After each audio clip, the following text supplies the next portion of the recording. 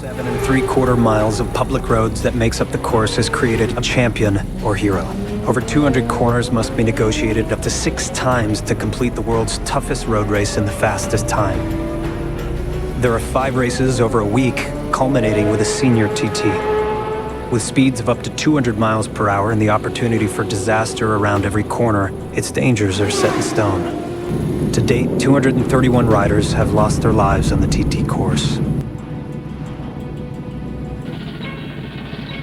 The idea of the Tourist Trophy races was conceived at a dinner in 1906 of the Autocycle Club, later to become the Autocycle Union.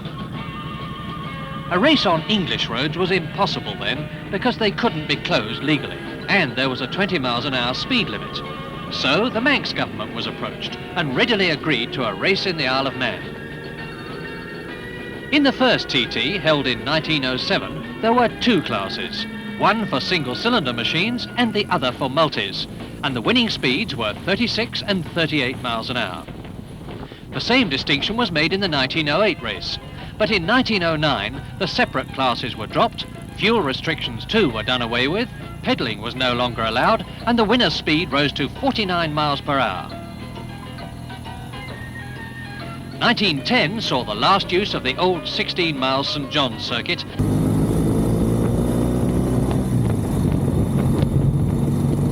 As speeds increase, so do the dangers, and it was this that lost the TT its world championship status. But winning at the TT requires more than just speed. It relies on mechanical perfection, supreme mental and physical endurance, a huge dose of good fortune, and a very fast pit stop. By the way, Charlie Collier's winning speed on his Matchless in 1910 was 50.6, a quite incredible performance for those days. After 1910 came the move to the present mountain course. By 1922, speeds had risen to almost 60, but spectator interest was decidedly thin by present-day standards.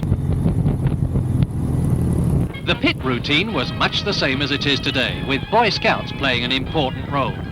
Scots provided what was a sensation then and would be still today, the use of a Kickstarter in a TT to save valuable seconds in getting away.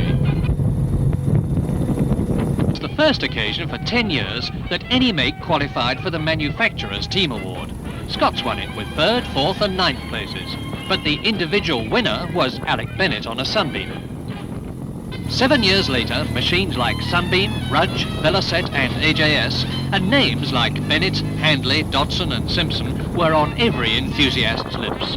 The course had been improved, and riders no longer had to decide which cartwheel rut to follow up the mountain. After the Second World War, the races were revived in 1947, and Harold Daniel won his 2nd senior on a Norton at an average of 82.8, slower than pre-war speeds due to pooled petrol.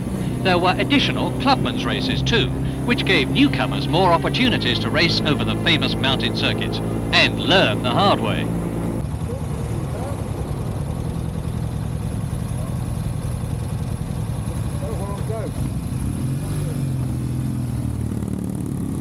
Les Graham rounds Ballacrane on his Reg Dearden 350 Norton, and the senior lap record was now up to over 95. No wonder, for this was the beginning of the fabulous Featherbed Norton era. Introduced in 1950, the Featherbed was destined to become one of the really great machines in TT history, winning 9 TTs in 5 years, before the Italian dominance began in 1955. 1961, the 50th year of the mountain circuit. Lap speeds of over 100, thanks to great names like Derek Minter, Jim Redman.